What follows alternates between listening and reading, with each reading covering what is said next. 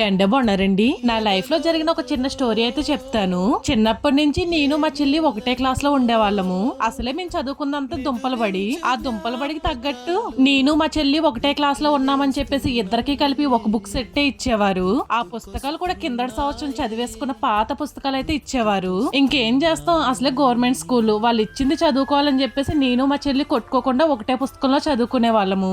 ఇంక ఎండాకాలం వచ్చిన తర్వాత ఫైనల్ ఎగ్జామ్స్ రాసేసి మళ్ళీ మేము చదువుకున్న పాత పుస్తకాలు మళ్ళీ స్కూల్లో ఎందుకు ఇవ్వడం అని చెప్పేసి మరమరాలోడికి బఠానీలోడికి అమ్మేసే వాళ్ళము. ఆ పుస్తకాలన్నీ ఇచ్చేస్తే చివరికి మరమరాలోడు కొన్ని మరమరాలు కొన్ని బఠానీలు మాత్రమే ఇచ్చేవారు. ఇంకేం చేస్తాం చెప్పండి, మేము ఇబ్బంది పడినట్టు మా వెనకాల వాళ్ళు ఇబ్బంది పడకూడదని చెప్పేసి అలా అమ్మేయాల్సి వస్తుంది. ఎందుకంటే మాకు ఇచ్చినప్పుడే అందులో సగం సగం పేజీలు చిరిగిపోయి ఉండేవి. మన ఇండియాలోనే అనుకున్న ఈ సిచ్యువేషన్ దుబాయ్ లో కూడా ఉంది. షార్జా సఫారీ మాల్ లో పిల్లలకి చదువు అయిపోయిన తర్వాత పాత పుస్తకాలన్నీ తీసుకొచ్చి ఇక్కడ పెట్టేస్తున్నారు.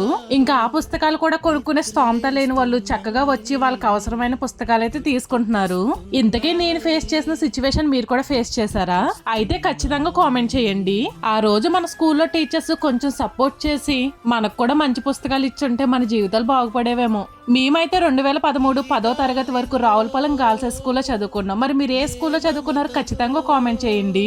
మీ స్కూల్ ఫ్రెండ్స్ కామెంట్ సెక్షన్ లో కనిపిస్తారేమో చూద్దాం.